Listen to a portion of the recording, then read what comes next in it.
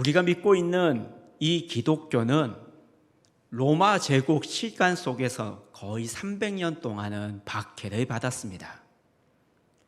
로마 지배하에 있었던 기독교는 300년 동안 끊임없이 박해를 받으면서도 그 가운데에서도 끈질기게 불같은 신앙으로 그리스도인들은 복음을 지켰습니다. 그 복음을 지킨 대가였는지 드디어 313년에 그렇게 핍박했던 로마 황제로부터, 그 로마의 황실로부터 기독교가 공인되기 시작했습니다. 이제는 기독교 종교로 인정해 주겠다는 거였습니다. 그렇게 되자 갑자기 그리스도인이 되기 위해서 줄을 서는 사람들이 굉장히 많아졌습니다. 나도 그리스도인이 되어야 되겠다. 거기서 멈추는 것이 아니라 교회에 전례 없이 출석하는 성도의 수가 점점 증가하게 되었습니다. 박해받으면서 복음을 지켰던 그 불같은 신앙이 이제는 평화로운 시간 속에서 하나님을 믿게 되니 점점 그 불같은 신앙은 어떻게 되겠습니까? 점점 사라지게 되었습니다. 박해받았던 기독교가 이제는 특권을 누리는 신앙이 되었습니다. 기독교와 로마가 시간이 지나면서 점점 더 융합이 되었습니다. 순교자의 종교가, 순교자의 신앙이 이제는 제국의 신앙이 되어 가고 있었습니다. 기독교가 제국의 교회로 되어 가고 있는 이 과정 속에서 세상 사람들은 이제 교회를 향해 질문을 하기 시작했습니다. 그리스도인들을 향해서 질문을 요구하기 시작했습니다. 어디 한번 답을 해봐라. 그 질문이 무엇이냐면, 그럼 너희들이 믿는 그 종교로 어떻게 구원을 받을 수 있겠는가? 너희들이 믿고 있는 그 신, 하나님이라는 그 신을 어떻게 만날 수 있으며 또 그 신을 통해 어떻게 구원받을 수 있는지 한번 얘기해 보아라. 그리고 구원받은 자의 삶이 어떠한 삶인지 보여달라라는 그 질문이 세상 사람들로부터 교회를 향해, 그리스도인들을 향해 질문하기 시작했습니다. 그리스도인들은 이제 그 질문에 답을 해야 할 차례가 되었습니다. 그 질문에 대답하기 위해서 일어난 운동이 4, 5세기의 수도원 운동이었습니다. 교회는 제국화되어 가고 있습니다. 거대해지고 있습니다. 권력을 잡게 되었습니다. 그 권력 속에서는, 그 제도화된 교회 속에서는 하나님을 진정으로 만날 수가 없다. 그래서 세상에서부터 나오는 그 질문에 답을 하기 위해 그리스도인들은 사막으로 나아갔습니다.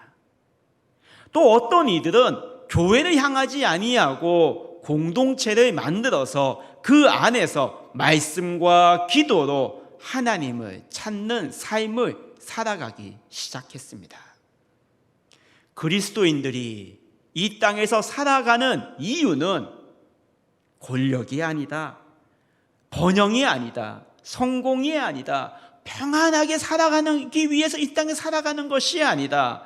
이 땅을 살아가는 이유는 하나님과 좀 더 친밀감을 유지하고 그 친밀감 속에 우리의 인격이 성숙되어서 성숙된 인격으로 우리의 이웃들에게 구원의 삶을 보여주며 그들을 도와주며 그들을 섬기며 살아가는 것이 그리스도인의 삶의 목적이다. 이 목적을 위해 어떤 이들은 사막으로, 어떤 이들은 공동체로 나아가 구원의 삶의 모습을 보여주기 시작했습니다. 그 중에 가장 대표적인 지도자가 있습니다. 그 지도자가 바로 카시아누스입니다. 이 카시아누스는 동방교회와 서방교회, 동로마와 서로마로 나누어졌던 그 동교회, 서교회에서 교회의 지도자로서 존경을 받았던 사람입니다. 이 카시아누스는 구원받은 사람으로서 삶의 목적, 어떠한 삶을 살아가야 되는지는 그는 딱 한 단어로 표현했습니다. 그것이 무엇이냐? 바로 철저한 가난이다 라는 거였습니다. 교회가 부유해졌지만 그리스도인들은 그 부유함을 누리는 것이 아니라 철저하게 가난의 삶을 살아가야 된다. 그것이 구원받은 사람의 삶의 모습이다. 카시아누스는 그의 한평생을 철저한 가난, 그냥 가난도 아닙니다. 앞에 철저한이라는 단어를 붙였습니다. 철저한 가난으로 구원받은 삶의 모습을 그는 보여주었습니다. 많은 사람들이 카시아누스에게 물어봅니다. 아니, 어떻게 철저한 가난, 그 삶을 살아갈 수 있습니까? 우리 인간의 노력으로는 도저히 그게 안 되는데 어떻게 카시아누스는 그렇게 철저한 가난의 삶의 모습으로 한평생 살 수 있었습니까?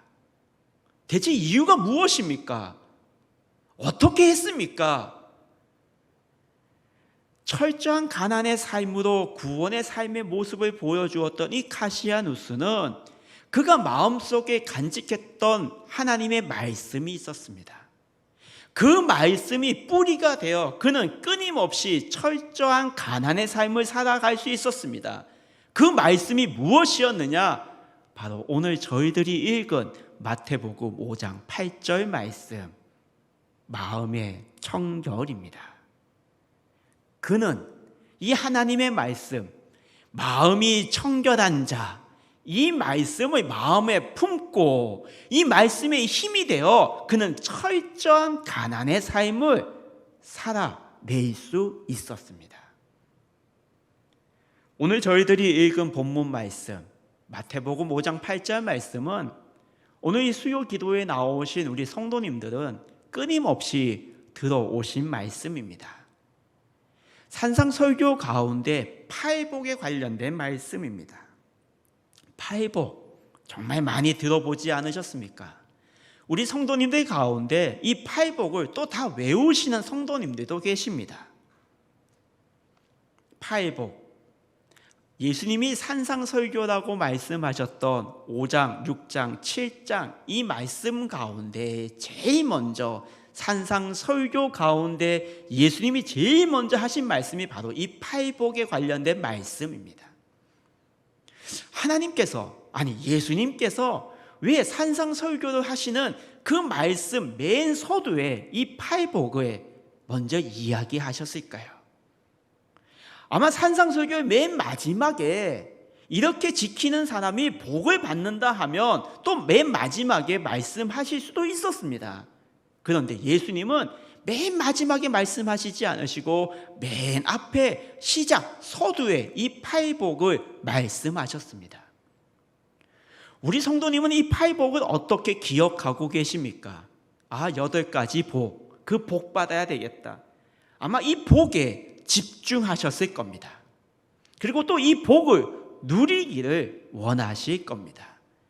세상은 오복이라고 하는데 예수님은 우리에게 팔복을 주셔. 이 팔복을 누려야지. 이 팔복에, 이 복이라는 이 단어에 마음이 꽂히신 성도님들도 계실 겁니다. 근데 예수님께서는 복을 누리기 전에 그 복을 누릴 사람을 예수님은 선택하셨다는 겁니다.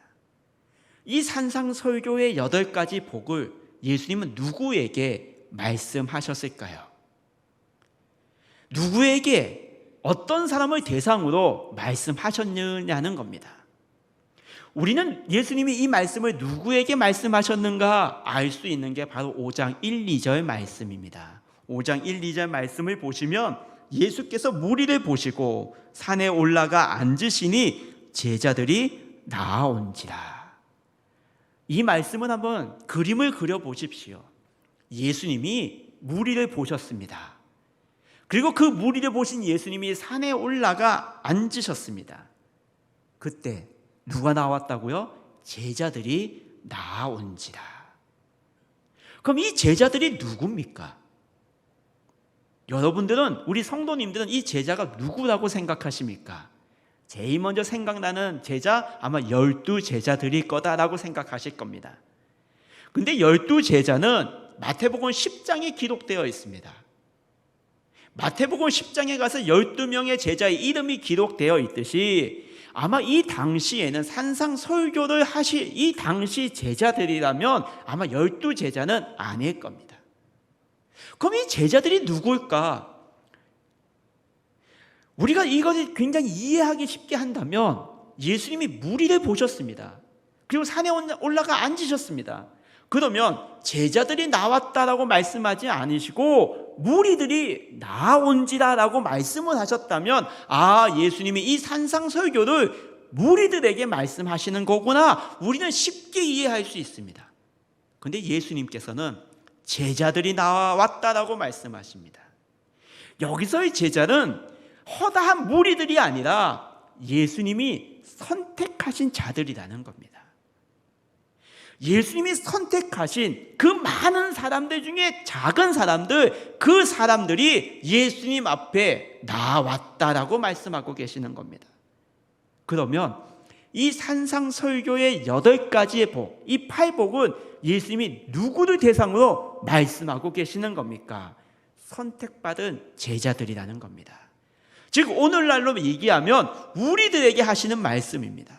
세상 모든 사람들을 대상으로 말씀하시는 것이 아니라 그 많은 사람들, 하나님의 백성들 가운데 그 중에서도 예수님이 선택한 제자들, 우리들에게 하나님이 말씀하시는 바로 그 말씀이라는 겁니다. 그렇기 때문에 이 산상설교, 이 8가지의 복음, 구원받은 자들, 하나님께 선택받은 자들을 대상으로 예수님이 하시는 말씀이라는 겁니다. 아무에게나 하신 말씀이 아니라는 거죠. 선택받은 자, 예수님이 선택한 사람들, 예수님이 구원을 주신 그 사람들에게, 그 제자들에게 하시는 말씀입니다. 그러므로 이 산상설교는 구원받은 자들이 세상 사람들에게 보여줘야 할 삶의 모습이 바로 팔복이라는 겁니다. 오늘 저희들이 읽은 이 8복 중에 마음이 청결한 자, 복이 있나니 그들이 하나님을 볼 것이요, 이 말씀은 8복 가운데 6번째에 나오는 복입니다. 그러면 첫 번째부터 1복, 2복부터 쭉 말씀해 주시지 왜 6번째 복부터 말씀해 주십니까? 왜 그 본문을 선택하셨습니까? 저는 개인적으로 이 8가지 복 가운데 가장 핵심이 되는 복, 그 복이 바로 이 6번째 복이라고 생각을 합니다. 마음이 청결한 자는 복이 있나니 그들이 하나님을 볼 것이요. 저는 이 8복 가운데 6번째 복이 백미라고 생각합니다.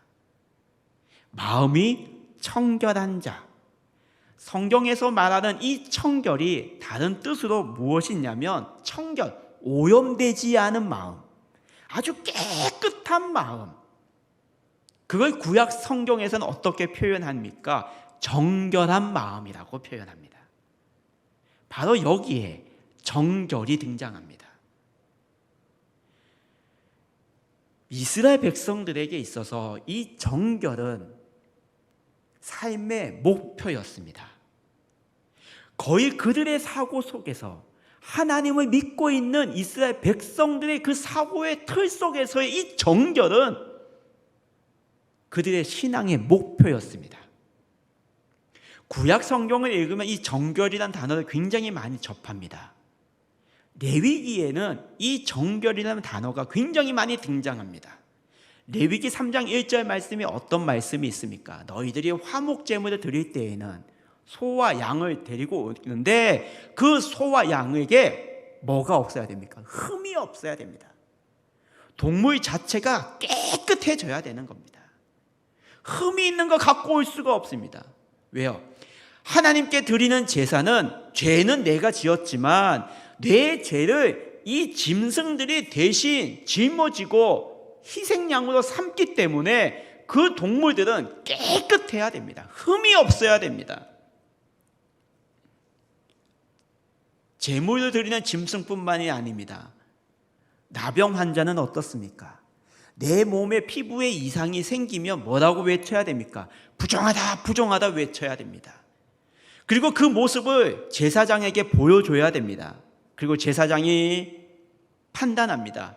너 나병이야. 너 불결해. 너 정결하지 못해. 그러니 이스라엘 공동체 밖에 나가서 지내야 돼. 그 밖에 쫓아냅니다. 그리고 이스라엘 공동체 밖에 있다가 저 깨끗해졌어요. 다시 제사장 앞에 나와 판결을 받습니다. 판정받습니다. 깨끗해졌어. 다시 이스라엘 공동체로 들어와. 이 정결이 이스라엘 백성들에게 있어서는 신앙의 목표였습니다. 정결한 삶을 살아야지. 근데 보십시오. 이 정결의 기준이 무엇입니까? 몸의 정결이었습니다. 눈에 보이는 몸이 깨끗해야 되는 거였습니다. 짐승들도 눈에 보이듯이 정결해야 됩니다. 흠이 없어야 됩니다. 그래서 이스라엘 백성들이 생각했던 그 정결은 몸의 정결이었던 겁니다. 몸이 깨끗해져야 돼. 몸이 깨끗해져야 하나님이 우리를 받아주셔라는 그 몸의 정결이 그의 삶의, 그들의 신앙의 목표였다는 겁니다. 예수님이 뭐라고 얘기하십니까? 이러한 신앙의 목표, 이 신앙의 기준, 몸의 정결로 가득 찼던 이 이스라엘 백성들 앞에서 예수님께서는 무엇이라고 외치고 계십니까?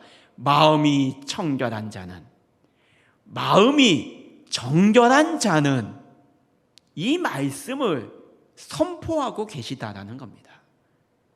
몸의 정결, 몸만 깨끗하면 돼. 마음이 어떻든 우리의 몸, 눈에 보이는 몸이 깨끗하면 하나님이 우리를 받아주셔, 하나님이 우리를 인정해 주셔라고 생각했던 이 이스라엘 백성들의 그 사고의 틀을 예수님이 마음이 청결한 자는 그 한마디로 무너뜨리고 계시는 거였습니다. 거의 혁명적인 선언입니다. 마음이 청결한 자는. 이 얘기를 듣고 있었던 그 당시 제자들 또한 몸의 청결이 신앙의 목표였는데, 마음이 청결한 자? 이게 뭐야? 마음이 청결한 게 뭐야? 우린 지금까지 몸의 청결만 외쳤잖아. 마음이 어떻든 그건 몰라. 눈에 보이는 몸의 정결이 중요했는데 그것이 중요하지 않다라고 예수님이 말씀하시는 거였습니다. 예수님의 말씀은 여기서 끝나는 것이 아닙니다. 마가복음 7장에 무엇이라고 기록되어 있습니까? 너희 속에서 나오는 것, 너희 마음에서 나오는 것이 무엇이냐? 악한 생각, 곧 음란과 도둑질과 살인과 간음과 탐욕과 악독과 속임과 음탐과 질투와 비방과 교만과 우매함, 이 모든 악한 것이 다 속에서 나와 사람을 더럽게 하느니라. 마음의 청결. 예수님은 끊임없이 이 마음의 청결을 이야기하고 계셨습니다. 가르쳐주고 계셨습니다. 눈에 보이는 몸의 정결이 아니라 눈에 보이지 않는 너희들 마음속에 있는 그 마음의 정결이 더 우선순위다라는 거였습니다. 우리 성도님들의 마음은 어떠합니까? 마음이 청결하십니까? 마음의 청결. 이 마음의 청결이 무엇일까? 어떤 게 마음의 청결일까? 마음의 청결은 어떠한 바람에도 흔들리지 않는 마음입니다. 어떠한 소리를 들어도 그 소리에 흔들리지 않는 마음입니다.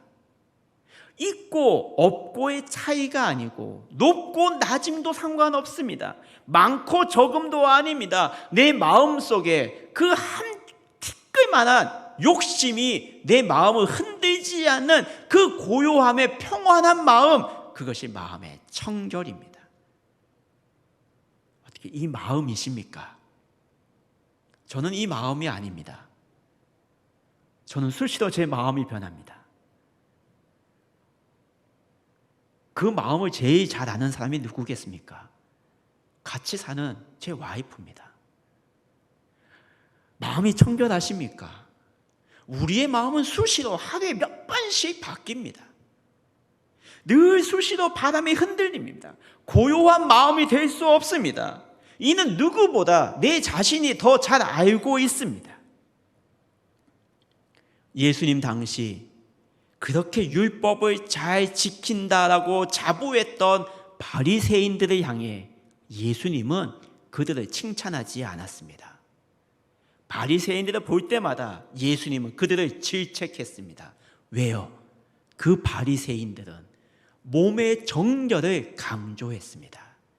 그 몸의 정결의 강조가 결국 율법을 칼같이 지킨다라는 그 자기의 의로움이 그들의 마음을 꽉 자리 잡고 있었기 때문에 예수님은 끊임없이 바리새인들을 볼 때마다 이 독사의 자식들아 혼냈습니다.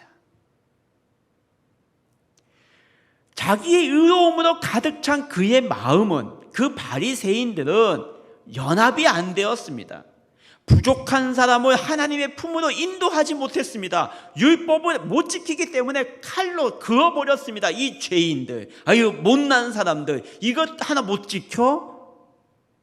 자기의 의로움으로 가득 찼던 그 마음을 가진 바리새인들은 그들이 가는 곳곳마다 분열과 싸움과 질투와 분쟁을 일으킨 사람들이었습니다. 그들의 행위로 그들의 의로움이 신앙의 기준이 되었고, 또 신앙을 동원하여 타인들을 배격척하고 비교하였습니다. 예수님이 그러한 마음을 보시고 바리새인들을 칭찬하지 않으셨습니다.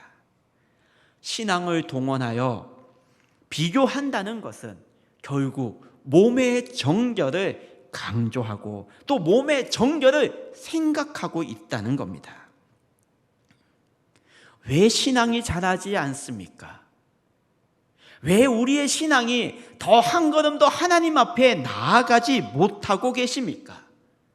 왜 우리의 신앙이 더 깊은 하나님의 계획 속에, 더 깊은 하나님의 말씀 속으로 나아가지 못하고 계십니까? 우리는 이 이유를 베드로를 통해 우리는 깨달을 수가 있습니다. 베드로의 삶은 어떠했습니까? 사도행전 2장에 오순절 성령 강림을 체험했습니다. 혀가 불같이 갈라지며 방언이 터졌습니다. 그리고 베드로는 예루살렘 성전 앞에서 예수님을 전했습니다. 5,000명, 하루에 5,000명이 하나님의 품으로 돌아오는 놀라운 역사를 경험했습니다.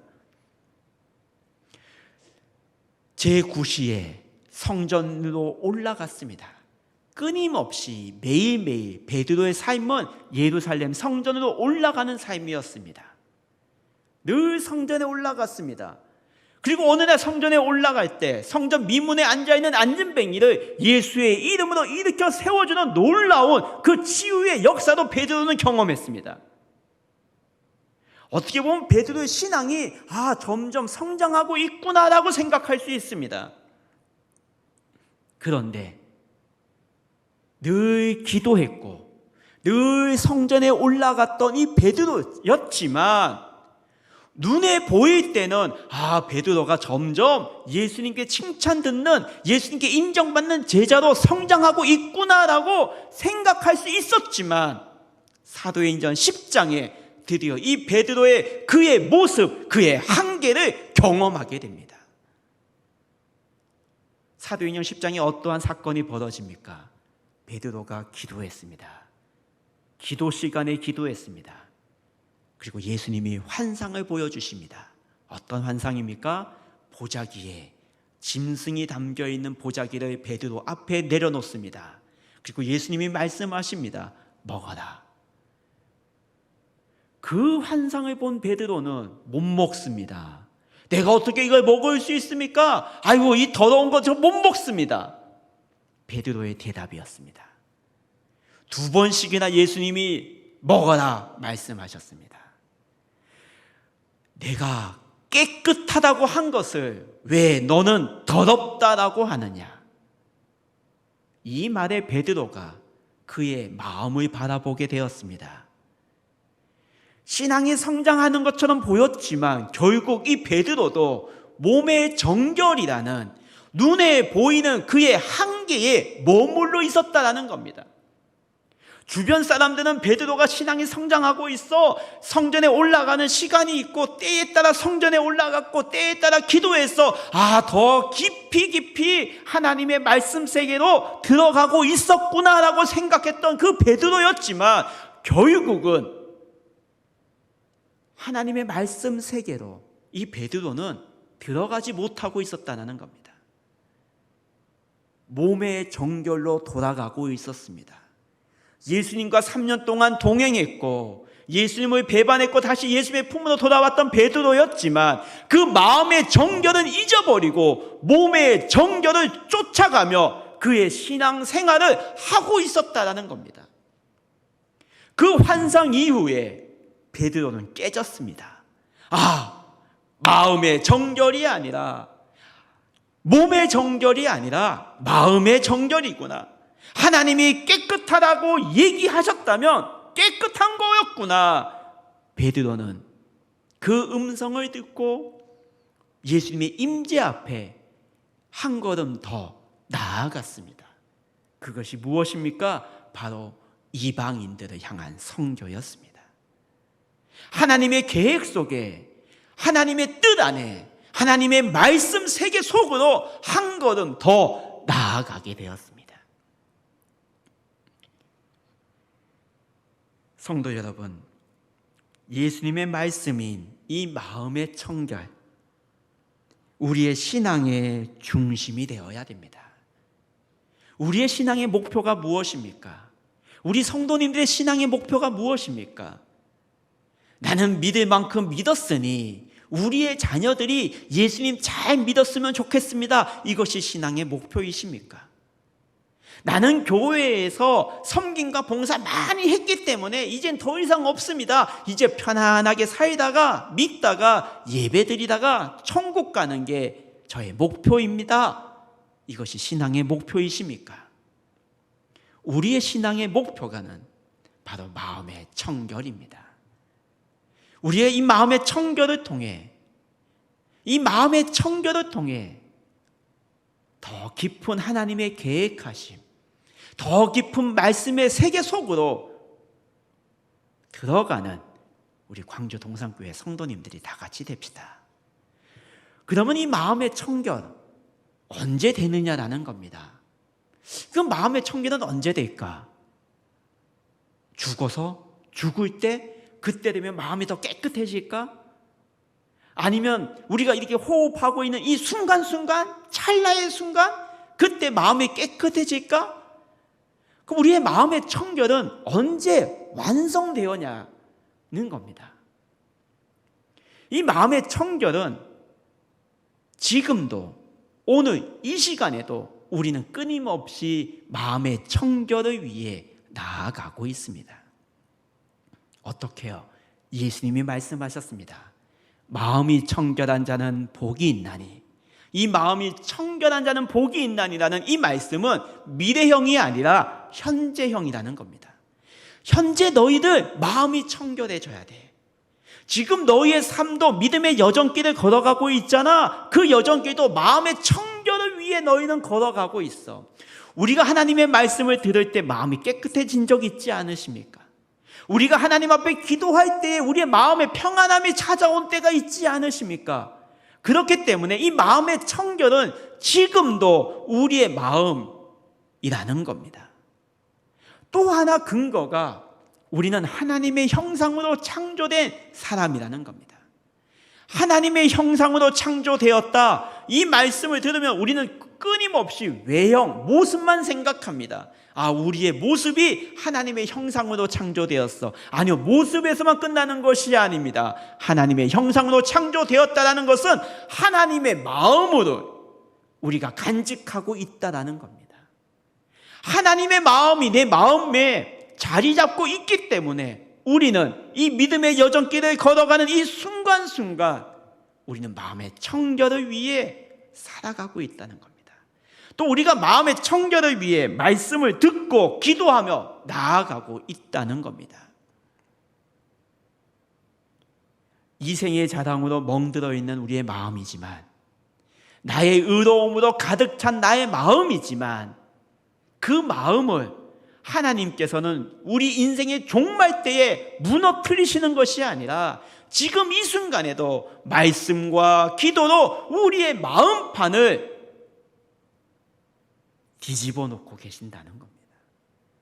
그래서 우리의 마음의 청결은 지금 오늘 이 시간에도 우리는 끊임없이 마음의 청결을 위해, 마음의 정결함을 위해 우리는 한 걸음 한 걸음 걸어가는 성도들인 줄 믿습니다. 이 마음의 청결, 마음이 청결한 자에게 주시는 복은 어떤 복입니까? 하나님을 볼 것이요. 마음이 청결한 자, 아니요, 저는 아직 마음이 100% 청결해지지 않았는데요. 예, 맞습니다. 우리는 아직 100%가 아닙니다. 근데 100%가 아닌데도 하나님을 본다라고 말씀하고 계십니다. 그래서 이게 하나님을 본다는 것은 예수님이 미래형으로 말씀하고 계신 겁니다. 먼 미래에 하나님을 볼 것이다. 언제요? 하나님 나라에 가서. 하나님 나라에 가서 그때는 우리의 마음이 100% 청결해지고, 그때 하나님 나라에 가서는 하나님의 얼굴을 직접 우리의 두 눈으로 생생하게 볼 수 있다라는 겁니다. 그럼 지금은요? 지금도 하나님의 얼굴을 볼 수 있다라고 말씀하십니다. 즉 이것은 우리가 구원을 받았지만 이미와 아직이라는 개념입니다. 이미 구원을 받았지만 그 구원의 완성은 하나님 나라에 가야 완성이 있듯이, 하나님의 얼굴을 보는 것도, 마음이 청결한 것도 이미 우리의 마음의 청결로 태어났지만 죄로 물들어 있어서 그 마음의 청결을 위해 우리는 믿음의 여정길을 걸어가고 있으면서도 하나님의 얼굴을 볼 수 있다는 겁니다. 마음이 청결한 자는 복이 있나니 하나님을 볼 것이요.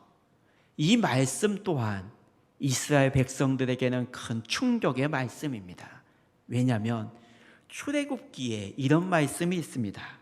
또 이르시되 내가 내 얼굴을 보지 못하리니 나를 보고 살 자가 없음이니라. 하나님의 얼굴을 볼 수 없습니다. 모세도 하나님의 얼굴을 보지 못했습니다. 모세도 하나님께서는 모세에게 하나님의 얼굴을 보여주시지 않고 등만 보여주셨습니다. 이스라엘 백성들은 하나님의 얼굴을 보면 죽는 걸로 생각했습니다. 근데 하나님의 얼굴을 본답니다.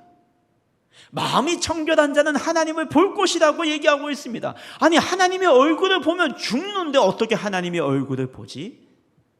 구약 말씀뿐만 아닙니다. 요한복음 1장 18절 말씀에 뭐라고 또 기록되어 있냐면, 본래 하나님을 본 사람이 없으되. 하나님의 얼굴을 본 사람이 없는데 예수님을, 또 하나님을 본다라고 말씀하고 계십니다.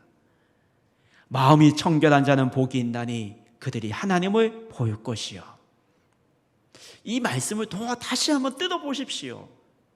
하나님을 보려면 무엇이 필요합니까? 눈이 필요합니다. 눈이 있어야 봅니다. 그러면 예수님이 좀 더 쉽게 설명해 주시려면, 청결한 눈을 가진 자는 복이 있나니 그들이 하나님을 볼 것이요. 아, 눈이 있어야 하나님을 보는구나, 쉽게 이해할 수가 있습니다. 그런데 예수님은 청결한 마음, 그리고 하나님을 본다, 이렇게 이야기하고 있습니다. 결국 하나님을 보는 게 무엇으로 본다는 겁니까? 마음으로 본다는 겁니다. 청결한 마음으로 하나님의 얼굴을 본다라는 마음입니다. 에서와 야곱의 이야기를 아실 겁니다. 야곱을 보십시오. 형 에서를 속였습니다. 그리고 축복을 다 받고 외삼촌 라반의 집으로 도망을 갑니다. 7년 14년 동안 가진 고생을 다 합니다. 그리고 이제 때가 되어서 그가 누렸던 아내와 자녀들과 재물을 가지고 어디로 다시 돌아옵니까? 그의 고향으로 돌아옵니다. 돌아올 때 야곱의 마음을 보십시오. 어떤 마음이었습니까? 두려운 마음이었습니다. 에서 형이 나를 죽이려고 하는구나. 어떻게 할까? 그 두려운 마음에 야곱은 그의 재산을 두 떼로 나눕니다. 혹 한 떼를 에서 형이 너라면 다른 떼는 살려둬야 된다. 이 야곱은 두려운 마음으로 그렇게 나누었습니다. 그리고 그날 저녁 이 야곱은 브니엘에서 하나님과 대면하기 시작합니다. 밤새도록 하나님의 천사와 씨름을 합니다. 그 결과 날이 새 동안 그 하나님의 천사가 도망가려고 하는 그 천사까지 붙잡아서 끝까지 단판 지으려고 매달렸습니다. 그리고 환도뼈가 부러집니다. 그 순간 야곱의 마음은 어떠한 마음이 되었습니까? 그 야곱의 마음을 이 야곱은 이렇게 표현합니다. 에서의 형을 만났습니다. 그리고 그 에서의 형의 모습을 보고 야곱은 이렇게 고백합니다. 내가 형님의 얼굴을 배운즉 하나님의 얼굴을 본 것 같습니다. 하나님과 끊임없이 대면했던 그 야곱, 누가 바뀌었습니까? 에서가 변했습니까? 아니요, 야곱의 마음이 바뀌었다는 겁니다. 두려워했던 그 에서의 형이었지만, 두려움으로 가득 찼던 그 에서의 형이었지만, 야곱은 두려운 마음이 아닌 깨끗한 마음, 정결한 마음으로 에서의 형의 얼굴을 보니 하나님의 얼굴을 보는 것 같습니다라고 야곱이 고백했다는 겁니다. 야곱이 변했습니다. 야곱의 마음이 청결한 마음으로 변한 순간이었습니다. 야곱뿐만 아닙니다. 인도의 사회 운동가이었고 1979년 로베 평화사를 받은 우리가 다 알고 있는 마더 테레사. 이분의 삶은 한평생 가난한 자와의 삶을 살았습니다. 인도 케이고르라는 그 지역에 병든 자, 장애를 가진 자, 사회로부터 버림받은 자들을 마더 테레사는 그들을 품었습니다. 한평생 그들과 살았습니다. 그리고 그의 죽음 직전에 세계 언론이 주목하며 그에게 질문하였습니다. 어떻게 한평생 저 안락하고 평안한 그 삶을 버리고 이렇게 연약하고 없는 자, 힘든 자, 가난한 자 이들과 어떻게 한평생 살아낼 수 있었습니까? 그 이유를 마더 테레사는 이렇게 이야기합니다. 인도 캘게다에 죽어가는 사람들과 가난한 사람들에게서 그리스도의 얼굴을 보았기 때문입니다. 그들 가운데 그리스도의 얼굴을 보았기 때문에 그들 가운데에서 일할 수 있었습니다. 그리스도의 얼굴을 보았기에 그의 삶을 던졌습니다. 그리스도의 얼굴을 보았기에 더 깊은 하나님 나라의 말씀 세계로, 하나님의 사역 세계로 그는 한평생 몸을 던졌습니다. 저희들이 찬양으로 고백했습니다. 그 어디나 하늘나라. 그 하나님의 나라는 우리가 하나님의 얼굴을 볼 수 있는 곳입니다.